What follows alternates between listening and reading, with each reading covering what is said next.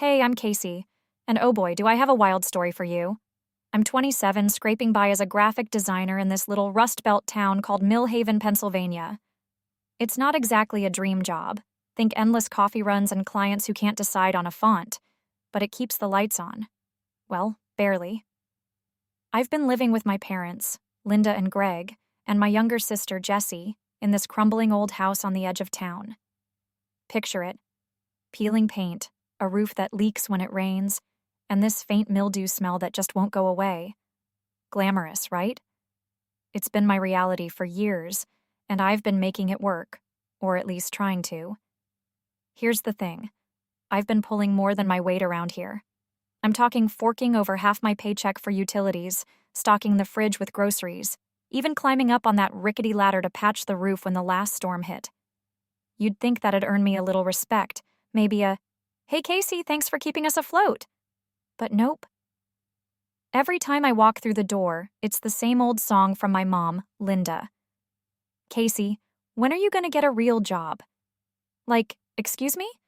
I'm out here grinding, designing logos and flyers until my eyes burn, but apparently, if you're not a surgeon or some Wall Street big shot, it doesn't count in her book. "If it was a real job, you'd have your own place by now," she'd sneer.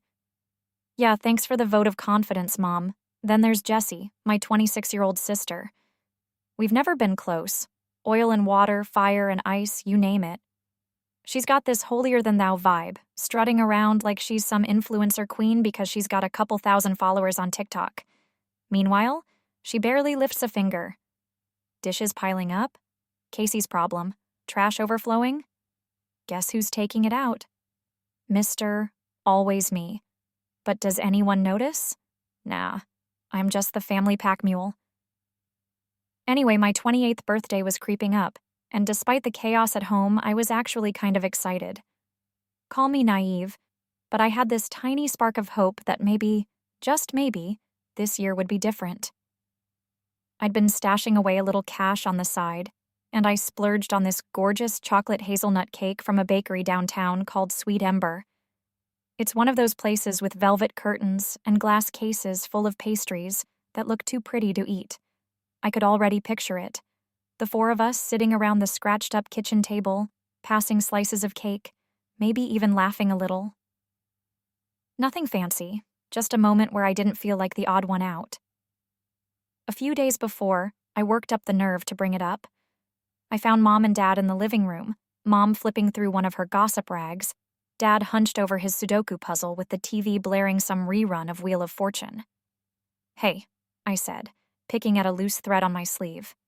"I was thinking we could do something small for my birthday this weekend. You know, hang out, have some cake?" Mom didn't even glance up. "We'll see, Casey. We might be busy." Busy? On my birthday? I should have caught the red flag right there, but I brushed it off. Dad just grunted, eyes glued to his numbers. Jessie wasn't even around. She was probably off filming some dance video in her room. I told myself not to overthink it. They're my family, right? They wouldn't just ditch me. Fast forward to the big day. I woke up feeling good. Like, really good. Work was hectic, but my coworkers sent me these sweet, happy birthday texts, and I even stopped by a thrift store on my lunch break to snag a vintage denim jacket I'd been eyeing. Things were looking up. I kept imagining walking into the house that night. Maybe they'd have balloons, or at least that cake I'd hidden in the fridge with a "do not touch" sticky note. Nothing extravagant, just a sign they gave a damn. But the second I turned onto our street, my stomach twisted into knots. The driveway was a mess. Boxes, garbage bags, my old sneakers, even my sketchbooks, all dumped out on the patchy grass like some yard sale gone wrong. I slammed the car into park and bolted out, my pulse hammering in my ears. There they were, standing on the porch like a firing squad. Mom, Dad, and Jessie. No smiles, no surprise. Just these blank, stony faces staring me down.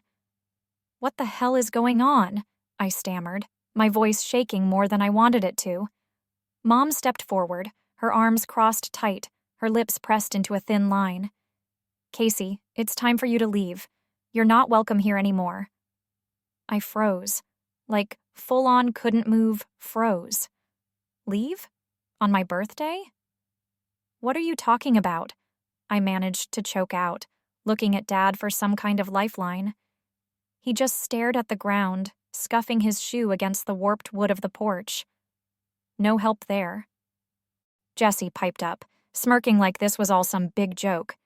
Maybe if you weren't such a leech, you'd have seen this coming. A leech?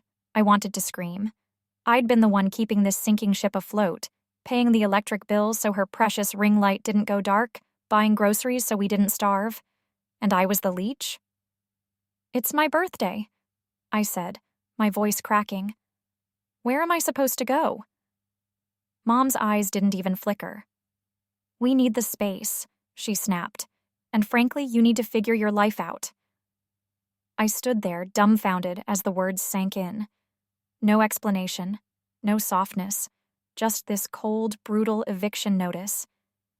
Tears stung my eyes, but I clenched my jaw hard. They weren't getting the satisfaction of seeing me break. Can I at least get my stuff? I asked, barely above a whisper. It's already packed, Mom said, waving a hand at the pile on the lawn like it was nothing. You should go. Happy freaking birthday, huh? I started hauling boxes to my car, my hands trembling so bad I could barely grip anything. The whole time, they just watched. Mom with her arms crossed, Dad avoiding my gaze, Jessie scrolling her phone like I was some mildly annoying TikTok ad. I wanted to yell, to demand answers, to ask how they could be this heartless. But I didn't. I just kept moving, shoving my life into the back seat one soggy cardboard box at a time. As I slammed the trunk shut, I turned back one last time, clinging to this dumb shred of hope that they'd say something, anything, to stop me. Why today? I asked, my voice raw. Why on my birthday? Mom didn't even blink. Think of it as our gift to you, she said, her tone dripping with ice. A fresh start. And that was it. I drove off, the house shrinking in my rearview mirror, no clue where I was going. I ended up at this sketchy motel off Route 19, the kind with a buzzing neon sign that says vacancy, but looks like it hasn't been cleaned since the 80s. There I was, 28 years old, spending my birthday alone in a room that smelled like stale cigarettes, surrounded by my taped-up boxes and that stupid cake I'd never get to eat. I lay on the lumpy mattress, staring at the water-stained ceiling, and one thought kept looping in my head. How could they do this to me? Their own kid. On my birthday? But as the night dragged on, something shifted. Yeah, I was hurt. Crushed even. But I made a vow to myself right then and there. I was done depending on them. Done letting them define me. This was rock bottom, sure, but it was also a beginning. I had no idea what was coming next, and honestly, that scared the hell out of me. But one thing was clear. I wasn't going back. Not ever. So, there I was, Casey, freshly 28, crashing in a grimy motel off Route 19 after my family pulled the ultimate birthday betrayal. That first night was rough. Think lumpy mattress, flickering fluorescent lights, and me just replaying the whole scene over and over. My stuff on the lawn, Mom's icy, "You're not welcome here," Jessie's smug little smirk. It was like a bad movie stuck on loop. But wallowing wasn't going to get me anywhere. So the next morning, I dragged myself out of that musty room and decided to fight back. Not with yelling or revenge. Nah, I was going to fight by getting my life together, no matter how much it hurt. I threw myself into work like it was my lifeline. I'm a graphic designer, right? So I started showing up to the office early, staying late, churning out designs like my laptop was on fire. My boss, Tara, noticed pretty quick that something was up. I mean, I wasn't exactly subtle. Bags under my eyes, chugging coffee like it was water, hunched over my desk until the janitor was practically kicking me out. Tara's this no-nonsense woman with a pixie cut and a knack for sniffing out trouble. One night, about a week after the motel move-in, she cornered me. The office was dead quiet, just the hum of the AC and my furious typing. "Casey," she said, leaning against my cubicle wall, arms crossed. "You're gonna burn out if you keep this up. What's going on?" I didn't want to spill. She's my boss, not my diary. But the second she asked, it all just poured out. The birthday eviction, the motel, how my family basically wrote me off. I probably sounded like a mess, my voice all shaky, but Tara just listened, her face softening the longer I talked. When I finally stopped, she let out this long sigh. "Why didn't you say something sooner?" she asked. I shrugged, feeling dumb. Didn't want to drag work into it, I guess. She shook her head, then hit me with something I didn't see coming. "Look, I've got a spare room at my place. It's small, but it's yours if you want it. Just until you get back on your feet." I blinked, totally thrown. "Wait, are you serious?" I asked, half expecting her to laugh it off. But she nodded, all casual like it was no big deal. "Yeah. I've been where you are. Tough times. No safety net. You're a good worker, Casey. I don't want to see you crash." I almost cried right there, but I held it together long enough to croak out a "thank you." Tara waved it off. "Don't get all mushy on me. Just promise you'll ease up a little, okay? You're no good to me, Fried." That was that.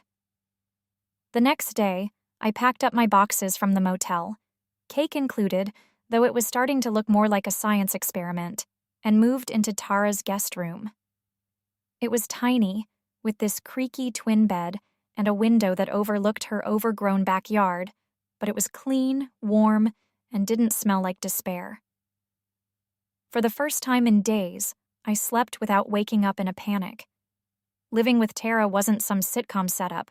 She wasn't suddenly my bestie or anything, but it gave me breathing room. I kept pushing at work, taking on extra projects, even picking up some freelance gigs on the side. Late nights became my norm, hunched over my laptop in that little room, designing everything from band posters to wedding invites. Every dollar I made I socked away, telling myself it was one step closer to a place of my own. Tara wasn't kidding about pushing me harder either. She started throwing bigger clients my way, stuff that actually got my name out there. It was exhausting, but it kept my mind off the family-shaped hole in my chest. Speaking of family, they went silent. No calls, no texts, nothing. Part of me kept waiting for a, "Hey, we messed up" message, maybe even an apology. But every time my phone buzzed, it was just a client or my best friend Ryan checking in.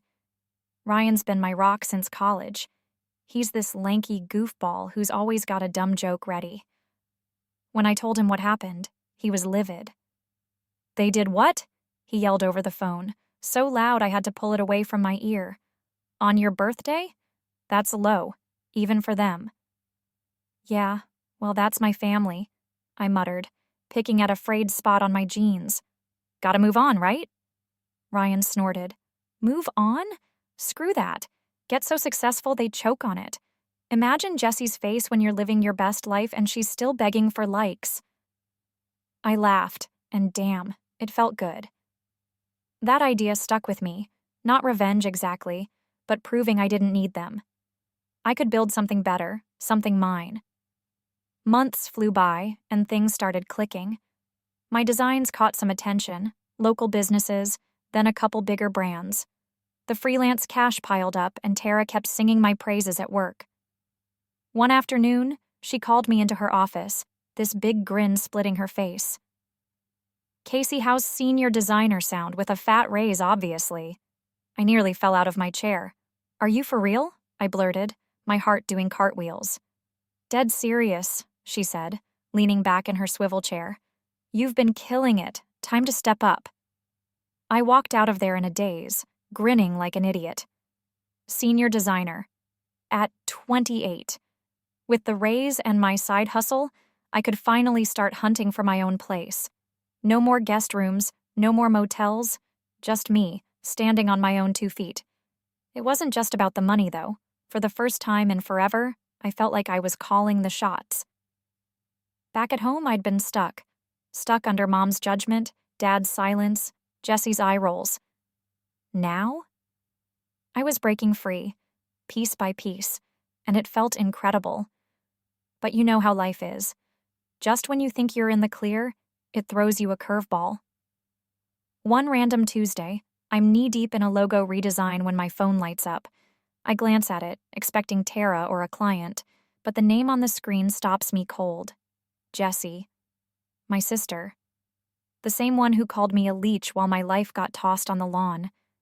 My stomach twisted. Why now? After months of nothing, what the hell did she want? I almost let it go to voicemail, but something, curiosity maybe, made me pick up. Hey, I said, keeping my tone flat.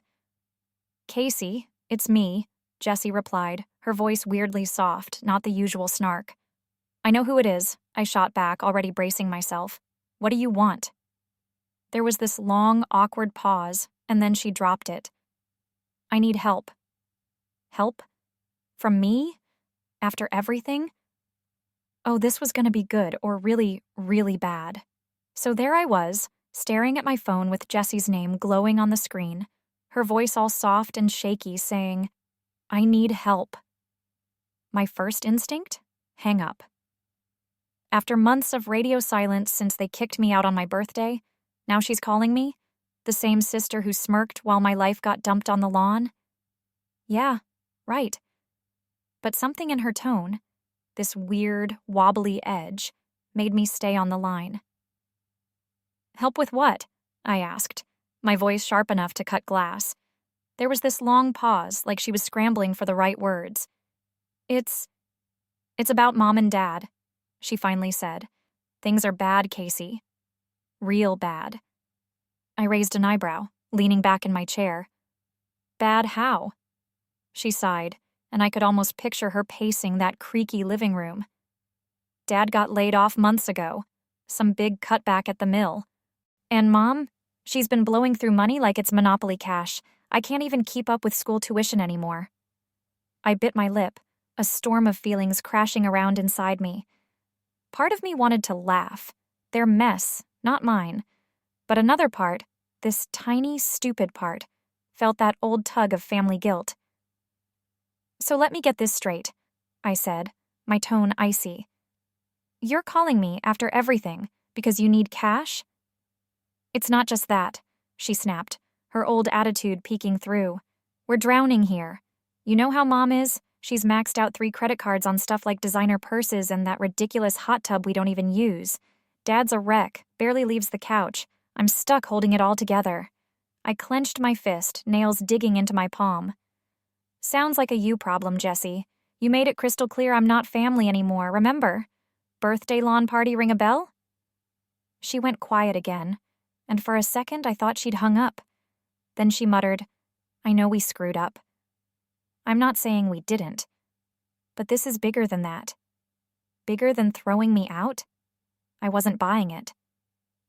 You don't get to pull the family card now, I said, my voice steady but boiling underneath. You watched them toss me out, called me a leech. I'm done bailing you out. Casey, please, she said, and I swear I heard a crack in her voice, like she might actually cry. I don't know what else to do. That hit me harder than I expected. Jessie, the queen of smug, sounding desperate? It didn't fit. But then I remembered. This wasn't about me. It was about them. Always had been. Don't call me again, I said, and before she could argue, I hung up. My hand was trembling as I set the phone down, and I just sat there, staring at my half-finished design, trying to shove the whole thing out of my head. But it wouldn't leave. That night, lying in Tara's guest room, I kept replaying it. Jessie's plea, the hot tub detail, Dad sunk into the couch. I wanted to believe they'd changed, that this was them reaching out to fix things. But deep down, I knew better. They didn't miss me. They missed my paycheck. Still, it gnawed at me. I'd spent so long proving I didn't need them, but cutting them off completely? That was harder than I thought. The next day, I threw myself back into work, sketching out concepts for a new client, a craft brewery downtown called Rusty Hops. I was neck-deep in hop leaf patterns when Tara poked her head in. You okay? She asked. eyeing me like she could see right through my fake focus. "Yeah, just family stuff," I mumbled. She nodded, didn't push. "Well, keep killing it. That brewery's loving your stuff." Her faith in me, it was like a lifeline. I wasn't about to let Jesse's call derail me. Days turned into weeks, and I kept my head down. The brewery gig turned into a full campaign.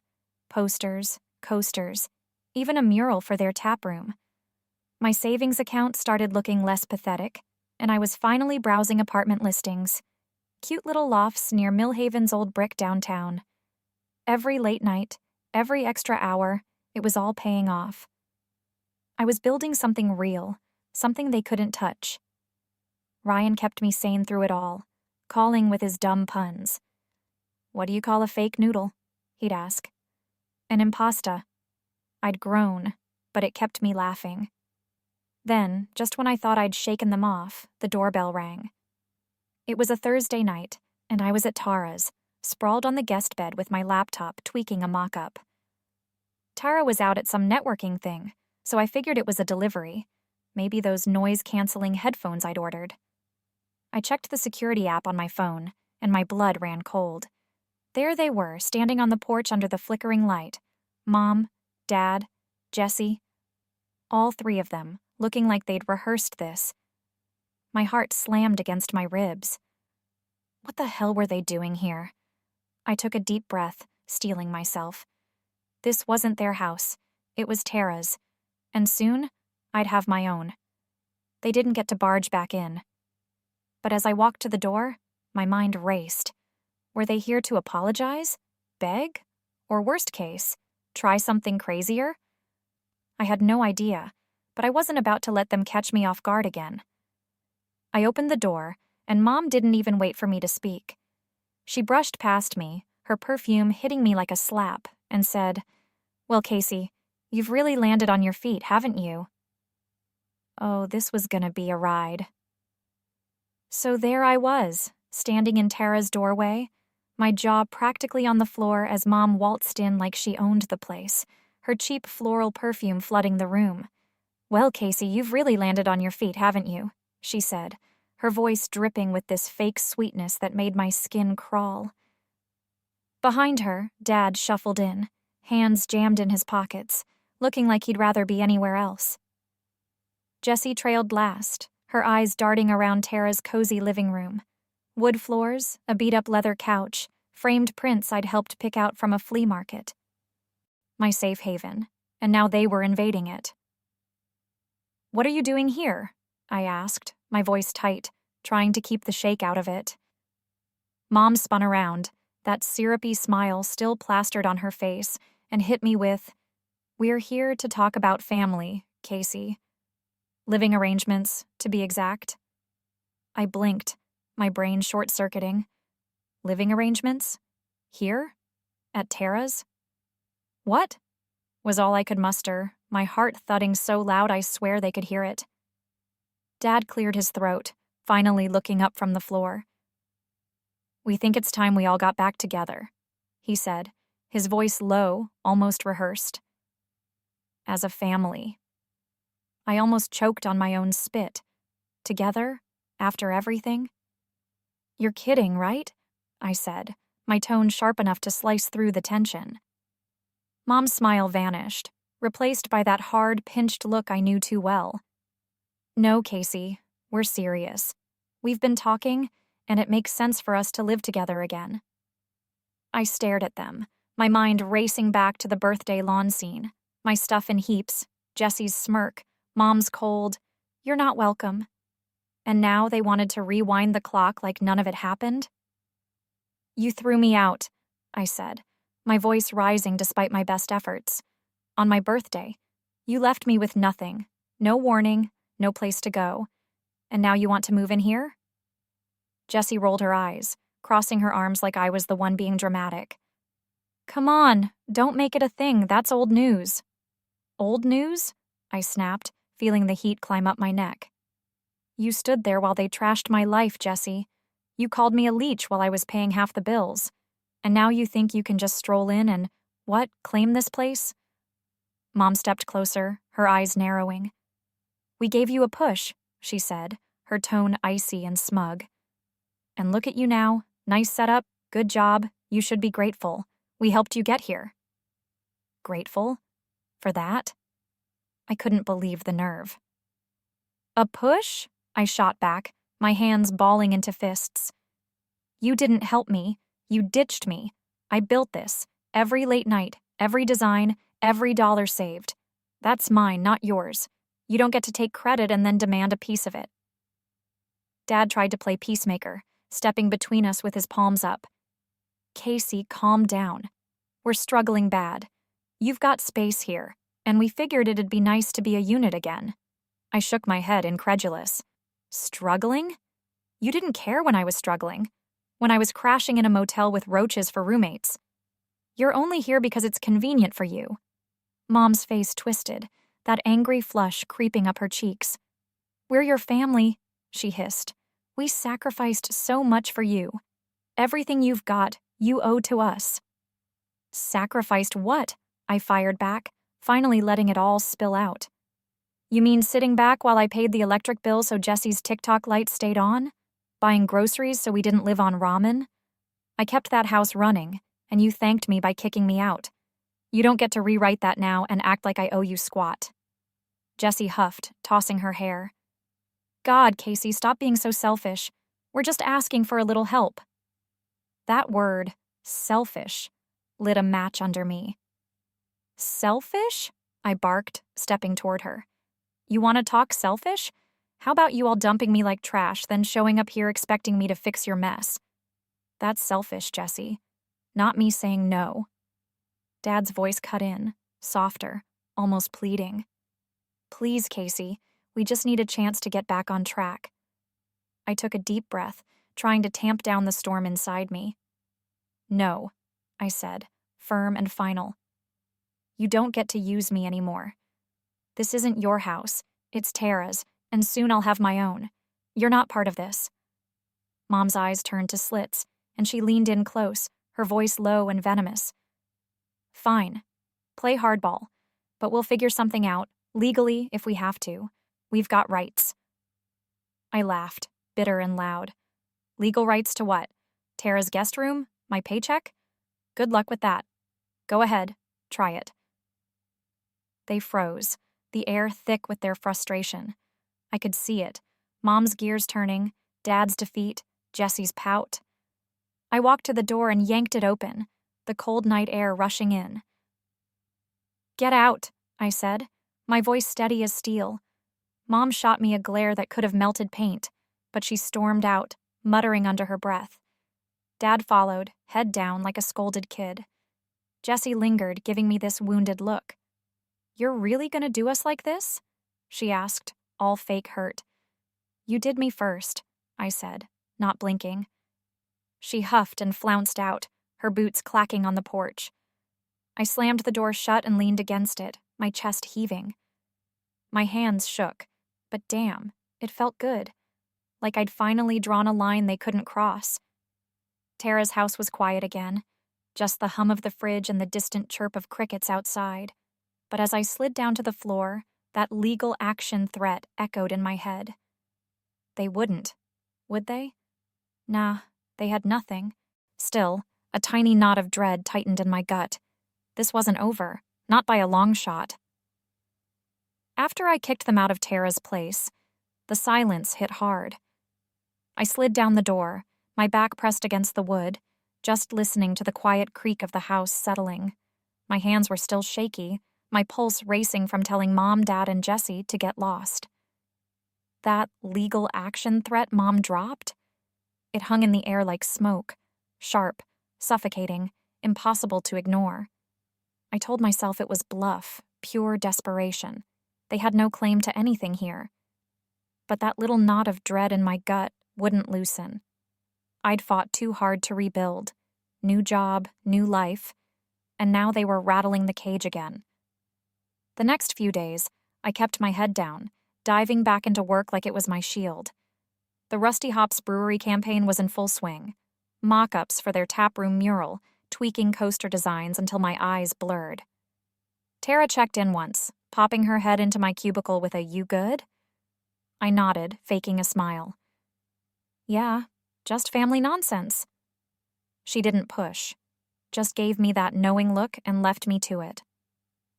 I wasn't about to let them derail me. Not now.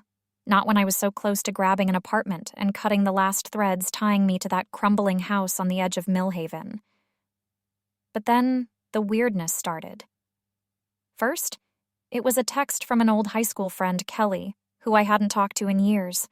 "Hey, heard you're doing great. Your fam says you've got a sweet setup now. Kinda cold you won't help them out, though." I stared at the screen, my stomach twisting. Help them out? What the hell were they telling people? Then my cousin Dave slid into my DMs. "Yo, your mom's saying you ditched them when they hit hard times. That true?" I could feel the heat creeping up my neck. They were out there spinning lies, painting me as the bad guy, the selfish daughter who turned her back on poor struggling family. I wanted to fire back, set the record straight, tell everyone about the birthday eviction, the lawn pile, the months of silence until they needed something, but I didn't. I just sat there fuming until Ryan called that night. "What's up?" he asked, his voice muffled like he was chewing something, probably those awful sour gummies he's obsessed with. "They're trash-talking me," I said, pacing Tara's guest room, spreading crap to anyone who'll listen, saying I abandoned them. Ryan let out a low whistle. "That's next-level petty.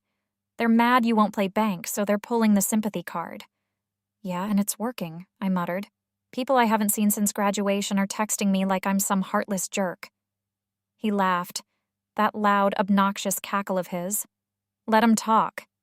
Anyone who buys that sob story doesn't know the real deal. You're good, Casey, just don't let it mess with your head." He was right, but it still stung. I'd clawed my way up from that motel hellhole, and now they were trying to drag me back down with rumors. I needed backup, real backup. So I called Ryan again the next day, this time with a plan. "You're a lawyer, right?" I asked, cutting through his usual, "Hey, how's my favorite art nerd?" spiel. Yeah," he said, sounding thrown. "Why?" "Mom threatened legal stuff when they showed up. I don't think she's got a leg to stand on, but I need to know for sure." "Legal stuff?" His tone shifted, all business now. "Like what?" "She said they'd figure something out, that they've got rights. I'm guessing it's about money or my place. Well, Tara's place for now." Ryan went quiet for a sec, then said, "Okay, gimme a day. I'll dig into it. But off the top, unless you've got some secret trust fund they're named in, they've got zilch. Still, let's lock this down." Relief washed over me. "Thanks, man. I owe you." "Psh, you owe me a beer when I'm in Millhaven next," he said, back to his goofy self. True to his word, Ryan called back the next evening, his voice crackling through my phone as I sat on Tara's back porch, watching fireflies blink in the dusk. "So I poked around," he started. "Your folks? They're in deeper than you think. Dad's layoff wasn't just bad luck. The mill's suing him for some sketchy side deals he pulled, skimming supplies or something. And Mom's credit card mess? She's dodging collectors left and right. They're a financial dumpster fire." My jaw dropped. "Skimming, like stealing?" "Yup," Ryan said, popping the pea. "Nothing's proven yet, but it's ugly. And get this, they've been late on taxes, too. Like years late. The IRS doesn't mess around with that." I leaned back against the porch railing, the wood cool against my spine. "So they're not just broke.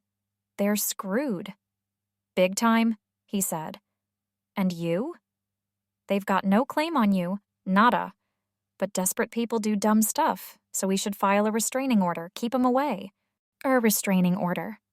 It sounded drastic, like something out of a courtroom drama, but the more I thought about it, the more it made sense. They'd already shown up uninvited, thrown out legal threats, started a smear campaign. "Let's do it," I said, my voice firm. "I'm done playing defense." Ryan walked me through it. Paperwork, evidence of their stunts, the whole deal.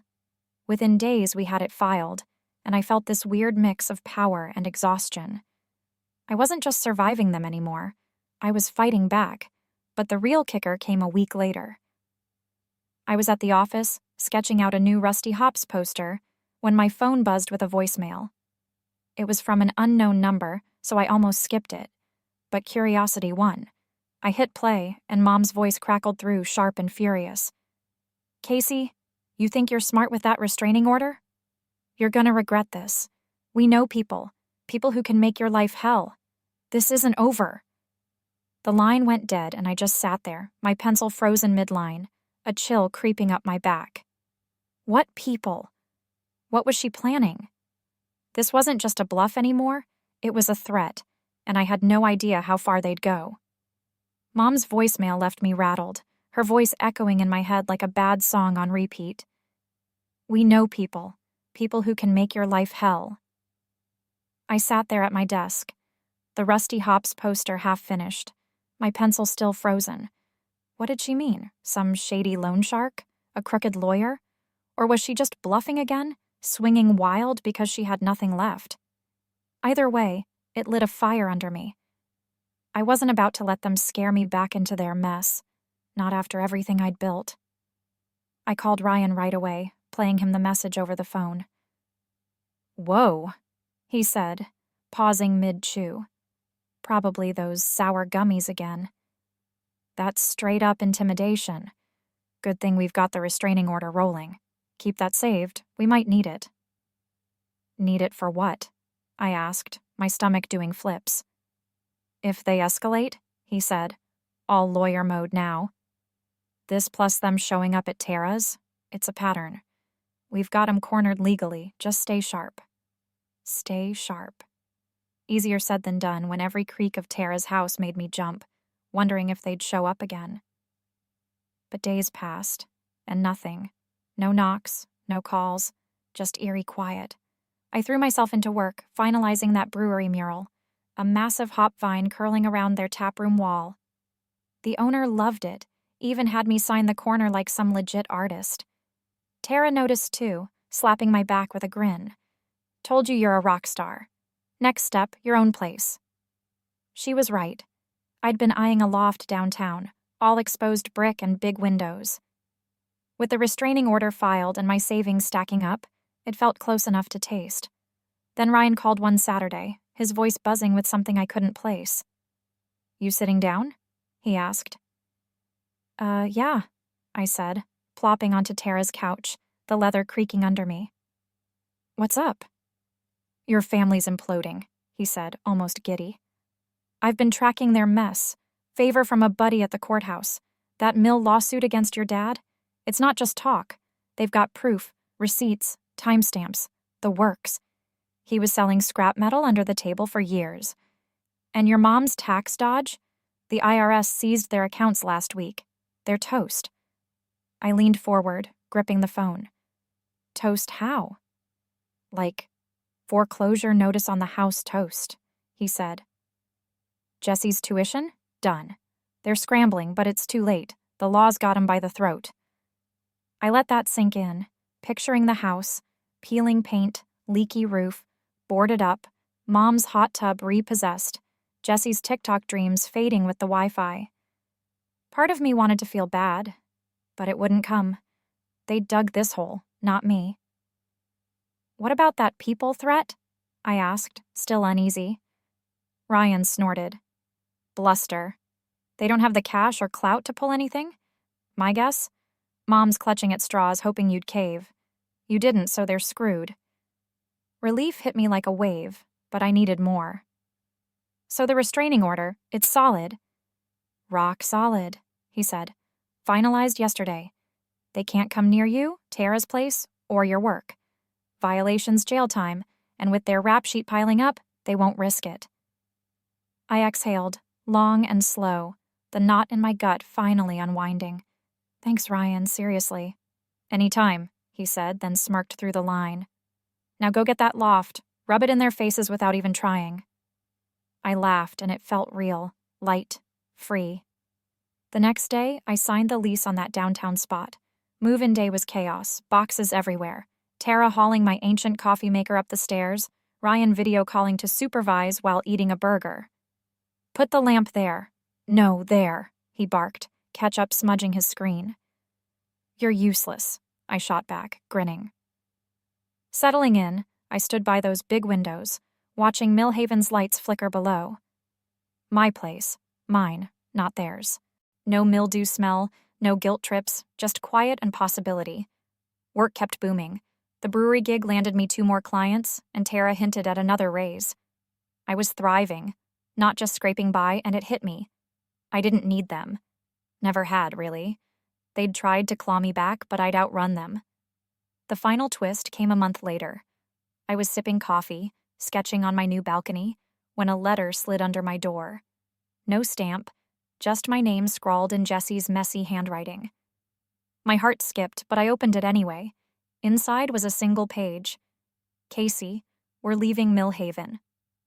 House is gone, Dad's facing charges, Mom's a wreck. I'm sorry, for the birthday, for everything. I get it if you hate us. Just good luck. No number, no address, just that. I stared at it, waiting for the guilt to kick in. It didn't.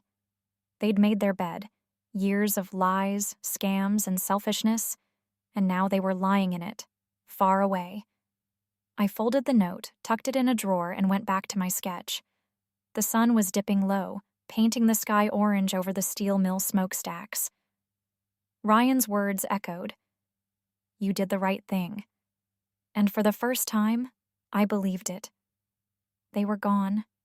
Not just from my doorstep, but from my life. I'd built this, every brick, every win, and no one could take it away. I leaned back, sipping my coffee, and smiled. Freedom tastes pretty damn good.